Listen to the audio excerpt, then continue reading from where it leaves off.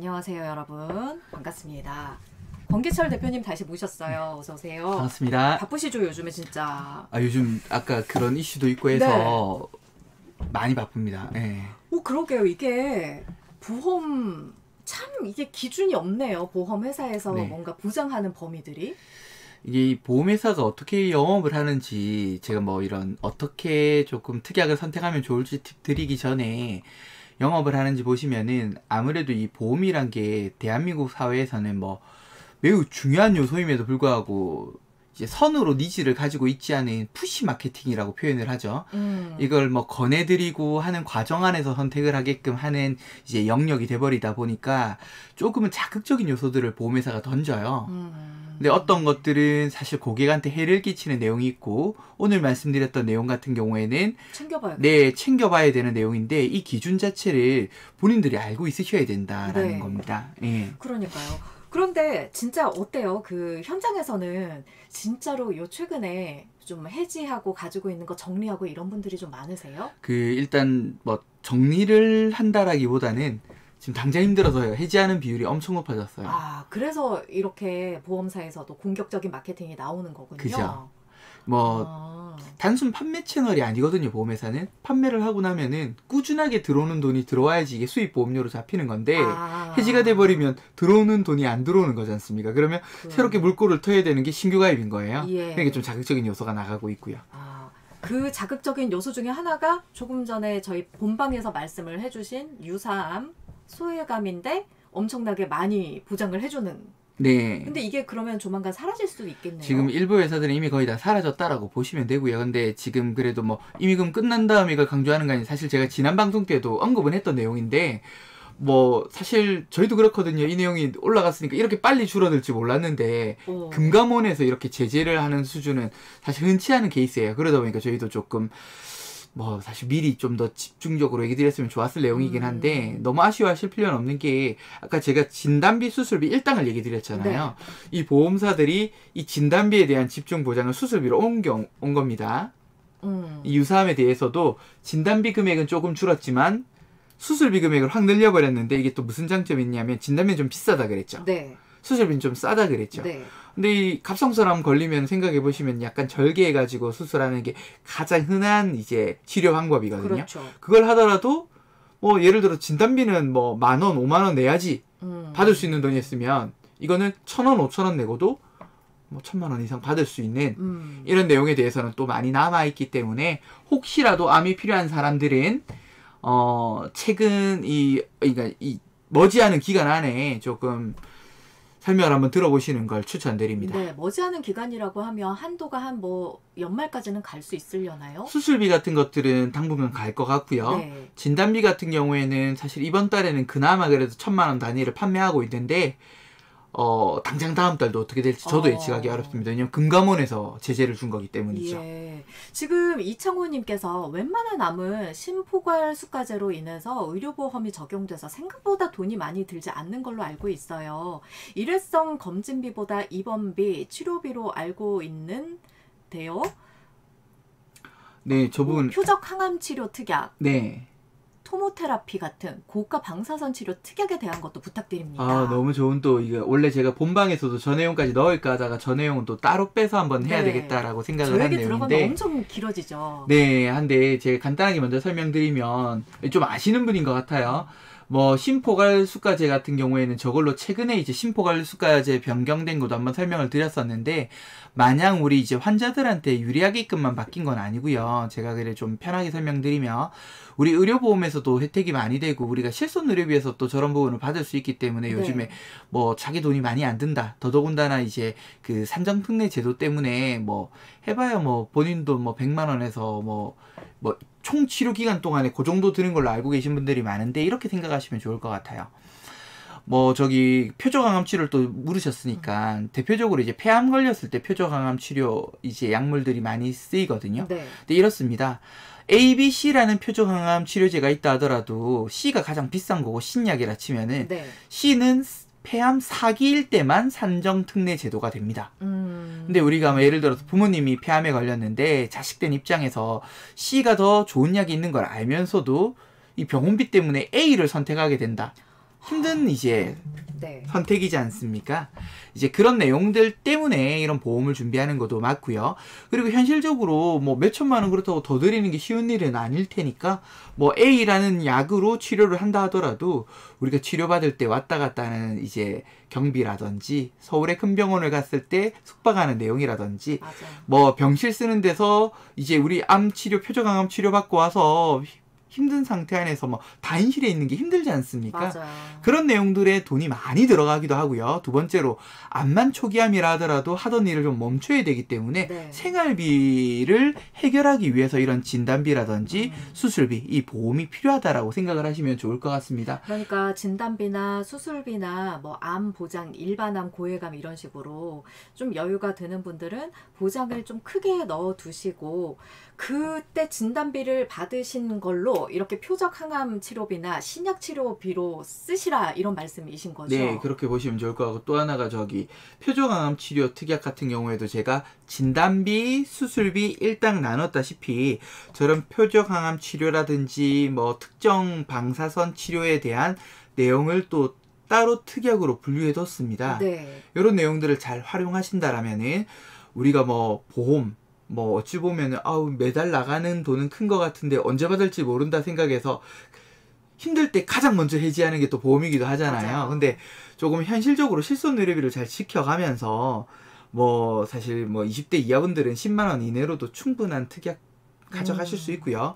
나이가 조금 있으신 상태에서 새로 보험을 한다 하더라도 10만 원대 안에서는 예를 들어 진단비에만 몰빵하지 않는다라면은 충분한 가입 금액을 현실적인 보험료로 준비할 수 있다. 이렇게 생각해 주시면 좋을 것 같습니다. 네. 저는 가족 중에 아버님이 암을 투병을 하신 적이 있어서 좀 적나라하게 느낀 게 뭐였냐면 방사능 치료를 약물 치료를 하잖아요. 네. 처음에 의료보험으로 신약이 딱 2알까지만 된다고 하더라고요. 네. 그런데 그 약이 정말 하루에 한 알만 딱 드시고 평상시에 TV나 영화나 드라마나 이런 데서 정말 왜 항암 치료하고 이런 분들은 엄청 힘들고 토하고 머리 빠지고 이걸 보시잖아요. 그래서 엄청 걱정을 하면서 그 약을 먹었는데 너무 가뿐하게 괜찮으시더래요. 그걸 2번 투약하고 나시고 그 다음부터는 3회차부터는 원래 돈을 그대로 받는다. 네. 근데 엄청 비싸더라고요. 그게 아까 얘기 드렸던 산정특례 이제 제도에 대한 이제 그 암 뭐 기수별 기준이 있거든요. 그 내용에 이제 해당되는 내용들일 텐데 네. 그렇기 때문에 사실 저런 보험이 필요해요. 근데 예를 들어 저 보험금을 받아서 예를 들어서 암진단비 넉넉하게 가입해서 1억을 받았다고 칠게요. 근데 그 1억을 또 그 치료비에 다 태운다라는 게 힘들 수도 있지만은 사실 가족들 아프고 나면은 딴 거 안 보이잖아요. 정말 진짜 무엇이 중요한디 이 예. 얘기가 그대로 나온다니까요. 집을 팔 수도 있는 상황 안에서 저것만 조금 현실적으로 준비를 잘 해놨다라면 부담 없이 그 치료를 할 수 있다. 이게 보험이라고 생각을 하시면 돼요. 근데 말씀드린 것처럼 무작정 많은 게 좋지 돈 많으면 많이 가입하지가 아니라 진단비, 수술비, 말씀하셨던 뭐 표적항암 치료비처럼 저런 특약에 대한 구분만 잘 알고 계시다라면은 예를 들어서 표적항암 치료비 특약은 뭐 1,000만 원씩 준비하는데 월 보험료가 1,000원도 안 해요. 진짜요? 예. 그러니까 그러고 3회차는 아유 뭐 별 차이 있겠어. 신약이라 그래도 요즘 약 많이 좋아졌겠지 하고 3회차를 그냥 일반적인 항암 치료를 받으셨는데 이게 부작용이 바로 나오더라고요. 그런데 자식된 도리로 우리는 둘 벌고 맞벌이인데도 흔쾌히 신약으로 하세요라는 말이 현실적으로 안 그렇죠. 떨어지는 상황이 있잖아요. 이창호님이 저희 모친께서 폐암 수술했고 올해 5년 지나서 완치 판정 받으셨는데 정말 생각보다 그렇게 많이 안 나오더라고요. 펫CT 찍고 해도 몇천 원 내에서 해결이 됐어요 하셨어요. 저 펫CT 같은 경우에도 저게 산전특례 제도 안으로 5년까지 하는 내용에 대해서 정부 지원금이 들어갑니다. 그런데 만약에 5년 완치를 못 받고 꾸준히 관리를 하고 치료를 받아야 하는 상황이라면 지금부터 또 들어가야 되는 거예요? 네, 참고로 표적항암 치료비를 아시는 것처럼 한 3년 전에 이 보험회사에서 암에 대해서 신규 특약으로 나왔던 게죠. 5년 이후에 또 펫CT를 계속 촬영할 수 있게끔 해주는 보험들이 나왔거든요. 네. 근데 어머니께서는 아무래도 이런 진척 사항들이 좋으시다 보니까 들어갔던 돈도 조금 이렇게 현실적으로 사용하시면서 이렇게 치료가 잘 되신 것 같은데 사실 저희 보험을 다루는 사람들이잖아요. 저희 직원 중에 어머니께서 나이가 56세세요. 젊으시네요, 엄청. 네, 근데 지난달에 이제 암으로 돌아가셨는데 암 발병 받은 지 6개월 만에 돌아가셨거든요. 물론 이제 그 친구 같은 경우에는 조금 오히려 안타깝죠. 네. 보험을 잘 준비해놔서 진짜 제일 좋은 치료만 받았는데도 어머니가 오히려 나이가 젊으시다 보니까 아, 이 진행이 빨라지면서 네. 예, 돌아가셨거든요. 그래서 이 내용이 뭐 어찌 보면은 저희 종철님께서 얘기하신 것처럼 건강이 따른다라면은 이런 내용들 고민도 안 해도 되겠지만은 맞아요. 이 보험이든 건강이든 매우 불확실한 내용에 대해서 우리가 합리적으로 준비할 수 있다라면 안 할 이유가 없잖아요. 네. 그 정도 내용으로 설명을 드리는 거라고 이해해 주시면 좋을 것 같습니다. 맞아요. 지금 사이버 나이프도 말씀하셨는데 나 저 치료법을 왜 아는 거죠? 아, 그러네요. 예. 사이버 나이프도 이게 보험회사에서 그 조금 전에 말씀하신 기준 보상 기준을 계속해서 다르게 하는 것처럼 우리나라에서 건강보험 적용도 좀 계속 변화가 있는 것 같더라고요. 네, 그게 아까 말씀드렸던 신포괄주의제 이런 변경들 그걸 내용인데, 계속 개정을 해나가니까 그런 거군요. 네, 한마디로 이제 의료보험공단의 재원이 부족해진다라는 건 더 잘 아실 텐데, 네. 이 치료 같은 경우에는 이렇게 보시면 됩니다. 우리가 뭐 진짜 희귀병에 대해서는 돈이 이제 의료보험 혜택이 너무 많이 나가는데 사실 뭐 1,000만 명 중에 한 명한테 혜택이 가는 거면은 의료보험공단에서 이게 조금 제도 자체에 대한 개정이 필요하겠다라고 느낀 거예요. 그 한 명이 돼버리는 순간은 매우 힘들지만은 사실 절대 다수를 위해서 소수를 희생하는 내용으로다가 변경되고 있는 내용이라고 보시면 되거든요. 네. 근데 그게 우리 가족들한테 이게 제가 특정 희귀병을 얘기를 어쩌보면은 한 거지만은 암에 대한 치료제도 마찬가지거든요. 저런 내용이 있을 수 있기 때문에 우리가 사설보험에 대한 내용도 중요하다라고도 생각하시면 되고, 이런 제도들은 이 사설기관의 제도만 바뀌는 게 아니고 정보기관의 제도도 바뀌고 있다, 이렇게도 이해해 주시면 좋을 것 같습니다. 맞아요. 이 스피노프 방송하면서 이 주 방송에서도 요 내용에 대해서 한번 준비를 해야 되겠다는 생각도 들어요. 왜 그러냐면은 표적항암 치료가 제 대표적이라고 생각이 들거든요. 저 특약 같은 경우에는 지금 시중에 나와 있는 게 10년 갱신형밖에 없습니다. 10년 갱신. 네. 우리가 비갱신형 보험 얘기를 많이 하잖아요. 네. 뭐 20년 내고 100세까지, 90세까지 보장받고 하는 걸 말씀드리는데, 왜 저게 시중에 10년 갱신형밖에 없냐면 보험회사도 10년 뒤에 손해율이 예측이 안 되는 거예요. 이해되시죠? 그러면서 보험회사는 저 특약이 잘 팔리다 보니까 우리가 먼저 비갱신형을 만들어내면 이 시장을 장악할 텐다라는 내용으로다가 엄청 면밀하게 분석을 하고 있어요. 일단은 초기 수익은 좀 잡아야겠다. 네. 이런 전략이군요. 그러면은 제가 나중에 방송에서도 저 표적항암 치료비에 대한 내용이 비갱신형이 나왔습니다 하면 그거 빨리 가입해야 돼요. 왜냐면 처음 나올 때는 아무래도 예상 수가 자체를 너무 높게 안 잡을 거기 때문에 이럴 때 비갱신형을 확보해 놓으면 좋겠죠. 그렇겠네요. 두 번째, 이 지금 팔고 있는 갱신형만 하더라도 10년 갱신형이라 그랬잖아요. 네. 뭐 3년 갱신형 이런 게 아니잖아요. 그러면 이 10년 갱신형이 뭐 거의 1,000만 원 준비하는데 보험료 1,000원 정도면 되거든요. 참고로 저도 가입을 했어요. 그런데 지금 가입하시면 너무 빠르지 않아요? 그럼 40대에 다시 갱신을 하는 거잖아요. 그러면 또 확 뛰지 않아요? 뭐 저 같은 경우는 이 1,000원에 월 1,000원의 보험료가 부담이 없다라고 생각을 했어요. 근데 물론 1,000원으로만 가입한 건 아니고 기타 내용이랑 가입해서 한 23,000원 정도로 가입을 했는데요. 이 내용이 지금 제가 38이거든요. 제가 옆에서 보면 10년 안에도 충분히 이제 암에 걸릴 확률이 꽤 있다라는 당연히 생각을 하고요. 그리고 저 같은 경우에는 앞에 말씀드린 것처럼 갱신형 보험을 가입을 했을 때는 미래 가치에 대한 보험료를 미리 내는 게 아니기 때문에 적절한 시기에 비갱신형이 나올 때 갈아타겠다라는 생각인 거죠.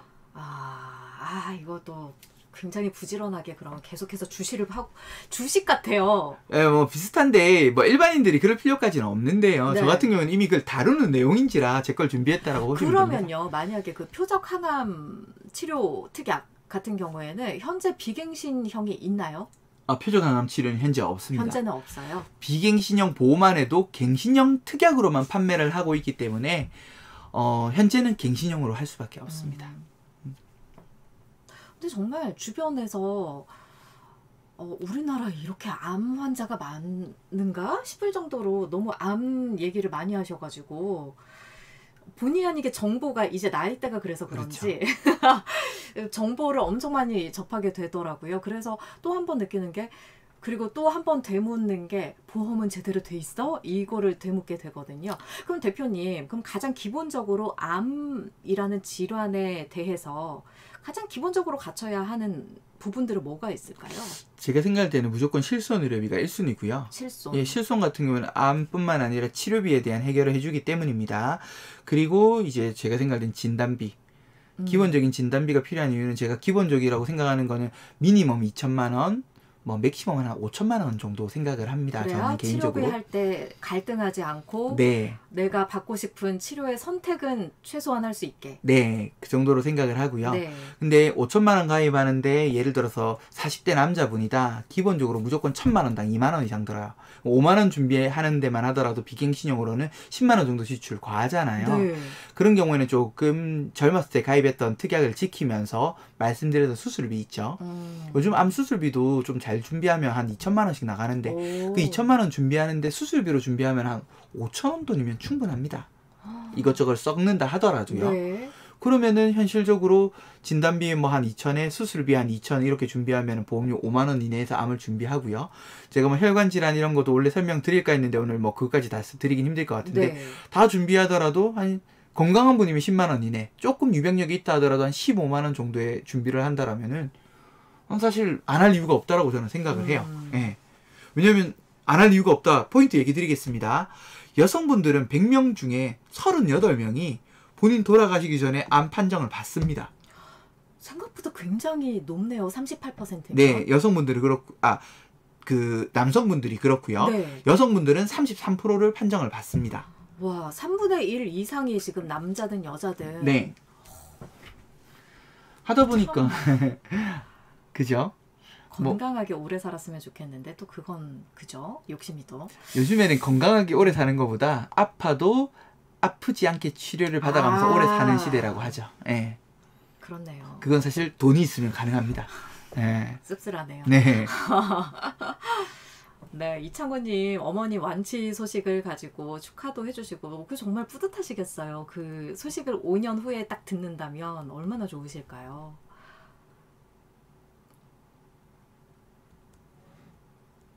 지금 반대로 그 얘기를 한번 해보죠. 나 그러면은 그동안 암보험 이렇게 힘겹게 가지고 왔는데 40대라고 치면 어느 정도 선이가 좀 적당하다고 보세요? 금액이 한 달에 들어가는 금액이? 저는 건강보험료로 1인 기준으로는 20만 원 넘어가시는 분들은 무조건 과하다고 생각을 해요. 그게 모든 거 뭐 실비하고 다 합쳐서요? 20만 원 넘어가면? 실비와 종신보험 포함해서 20만 원 넘어가면 저는 과하다고 생각을 하고요. 40대여도? 네, 과하다고 생각을 하고 이게 좀 건강 염려증이 있으신 분이라든지 집안 내력이 많은 저희 집만 하더라도 이제 당뇨 이제 집안력이 좀 있어서 저도 사실 보장보험료로만 한 24만 원 정도를 내고 있거든요. 저는 좀 좀 필요하다고 생각하는 주의인데도 불구하고 그 정도가 맥시멈이라고 개인적으로 생각을 합니다. 그리고 일반적으로는 한 15만 원 이내, 왜냐면 15만 원 이내 내고 계시다 하더라도 나이가 드실수록 실손 의료비 자체는 갱신이 되기 때문에 네, 올라가거든요. 맞아요. 그래서 15만 원 전후 정도면은 매우 적당하다. 근데 예를 들어서 외벌이 가정인데 4인 가구다. 이러면 인당 한 10만 원 정도 잡으시면 된다라고 보시면 돼요. 지금 보험 전문가이신 대표님도 20만 원 안팎으로 말씀을 하고 계세요. 나 지금 한 달에 들어가는 게 20만 원 이상이다 하는 분들은 지금 보셔야 되는 거예요. 네, 점검 받아보셔야 되고 네. 그런 내용들은 불필요한 내용들이 꼭 끼어 있습니다. 예. 그렇군요. 아니 20만 원이라고 치면 4인 가구면 보장성 보험만 이 저축보험은 뺀 겁니다. 네. 보장성 보험료만으로 한 달에 80을 낸다. 누구든 부담일 수밖에 없죠, 당연히. 엄청 부담이죠. 그러니까 조절해 보셔야 됩니다. 실손 포함해서요? 라고 물어보셨는데. 네, 실손 포함해서 20만 원 초과하는 거는 조금 많다라고 생각을 해요. 네. 예. 10만 원도 적당할 수 있다라고 얘기를 하셨어요. 네. 그 정말 건강 관련해서 그렇게 많이 들고 있는 분들은 또 이렇게 살펴보시면 그것도 있을 거예요. 중복 지급 절대 안 되고 막 이런 거. 엄청 그죠? 많고요. 그리고 뭐 자주 얘기 드리는 거 운전자 보험 3만 원. 제가 지금 건강보험료로 10만 원대 초반을 보통 얘기하고 있는데 네. 운전자 보험으로 3만 원짜리, 5만 원짜리 가입돼 있다. 그럼 이건 배보다 배꼽이 더 큰 거거든요. 그런 내용들을 조절해 보면 오히려 필요한 특약을 준비할 수 있고 불필요해 보였던 거는 정리를 하면은 낸 거는 아쉽지만은 앞으로 미래 가치를 지켜갈 수 있는 방법이다. 예. 의외로 작다는 반응이 좀 많으시네요. 뭐 생각보다 그러니까 보험에 대한 인식이 안 좋으신 분들도 많이 있는 거예요. 진짜 그렇네요. 그래서 한 달에 들어가는 게 이게 보험료라고 하고 깜짝 놀라서 제일 먼저 정리를 하시고 그런가 봐요. 그죠. 그죠? 보험도 군설배기가 필요하죠 하셨는데 그러면 실비가 50대, 40대, 50대이시면 보통 얼마쯤 들어가요? 실비는 1세대부터 4세대까지 구분되어 있는 거 네. 기억하시죠? 근데 보통 제일 많이 가지고 계신 게 제가 퍼센테이지는 기억이 안 나는데 절반 이상이 2세대를 가지고 계세요. 네. 근데 2세대 같은 경우에도 요즘 보험료가 엄청 많이 올라요. 갱신 안내장 받으신 분들이 있으면 40대 넘어가시는 분들은 내던 보험료의 2배 이상 내야 된다라는 안내 많이 나가고 있습니다, 현재. 네. 그런 경우에 예를 들어서 3만 원 내던 사람이 뭐 6만 원 내게 된다. 당연히 부담이 되겠죠. 그런 경우에는 저는 최신 실손으로 변경하는 걸 추천드려요. 네. 물론 4세대. 보장이 자기 부담금이 조금 올라가고 하는 건 있지만은 우리 뭐 자기 부담금 10% 올라간다. 근데 이게 연간 한도가 자기 부담금 한도가 200만 원이다. 네. 대한민국 사회에 200만 원 정도 연간 이제 본인 병원비 못 내시는 분들 그렇게 많지는 않거든요. 그러면 한 달 부담 금액 4, 5만 원 줄여가지고 내 최악의 경우에 연간 200만 원 병원비를 지출한다라면 합리적인 변경이라고 저는 생각이 들거든요. 그렇게 해서 실손을 갈아타게 되면 이창원님 나오시네요. 이창훈님 지금 실비가 벌써 13만 원이면 뭔가 정리하셔야 될 것 같은데요? 비싼 거죠? 저라면은 지금 연령대도 제가 볼 때 한 50대 되실 것 같은데 5, 60대 되실 것 같은데 그래요? 전 40대로 봤는데. 뭐 40대 1세대가 13만 원이면 저기 보험 안에 기타 특약이 좀 들어있을 걸로 저는 판단이 되고요. 네. 13만 원 비싸요. 저거 아마 4세대로 바꾸시면은 3만 원 전후로다가 변경이 될 겁니다. 우와. 네. 40대 초라고 하시잖아요. 분명히 기타 특약이 있으실 것 같고 그럼 혹시라도 기타 특약이라고 하는 게 정리가 해야 하는 말. 아니요 그렇지는 않죠. 그러니까 뭐 진단비가 그 특약 안에 들어있다든지 뭐 일당이 좀 들어있다든지 아니면 뭐 상해 사망, 뭐 질병 사망 같은 이 기본 담보들이 1세대에는 있었거든요. 네. 이런 내용들이 많이 차지하고 있는 것 같은데 만약에 이창호님께서도 이런 내용들을 뭐 한번 점검 받아보고 싶다 하면은 뭐 저희 직원들이 뭐 보내드린다든지 전화로 제가 내용 받아가지고 네, 저희 비교해드리고 말씀을 드리는데 이거는 무료로 마음껏 이용하셔도 좋습니다. 네, 그냥 내용만 보셔도 됩니다. 뭐 저희한테 뭐 안 해주셔도 돼요. 네. 아버님이 20대일 때 넣어주셨.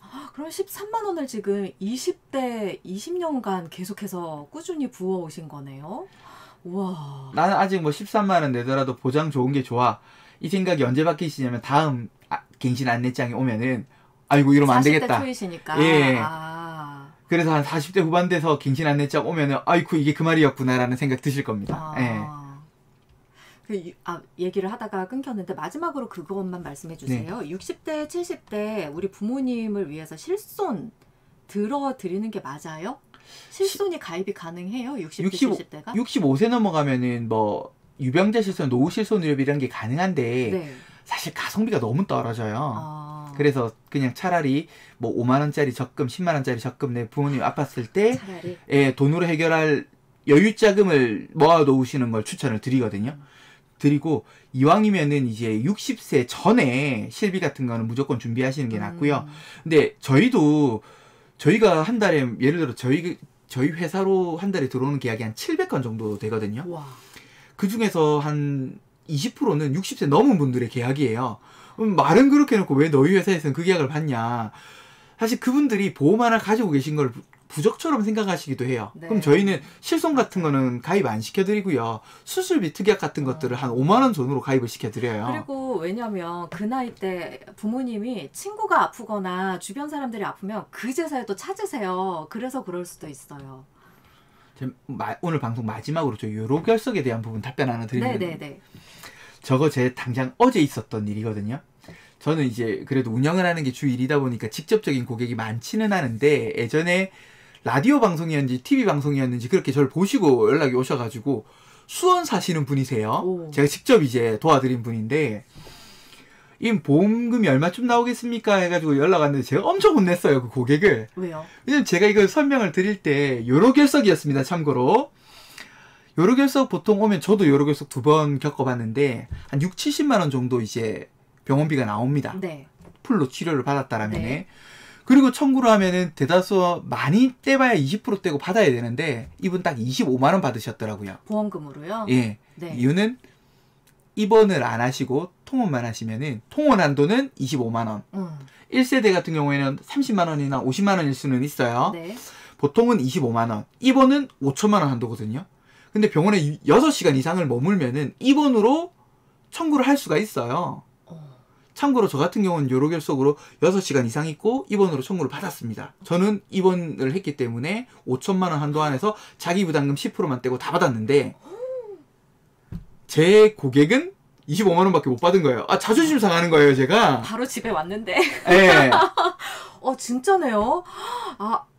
진짜 그런 디테일한 게 또 다르구나. 그 체외 충격파를 한 번 하셔가지고 잘 깨시면은 20만 원 이내에 병원비가 나왔을 수도 있는데 네. 당장 어제 있었던 저도 이제 예시거든요. 67만 원 나오셔가지고 25만 원 받으신 이유는 통원으로 처리가 됐기 때문인데 6시간만 있었으면 입원으로 받을 수 있었다. 그래서 제가 항상 이 얘기를 해요. 다 기억 못 할 테니까 병원 제발 가기 전에 연락을 하라고 했는데 하시는 얘기가 요로결석 아파 죽겠는데 어떻게 전화를 하냐고 어쩔 수 없지 하시더라고요. 맞네요.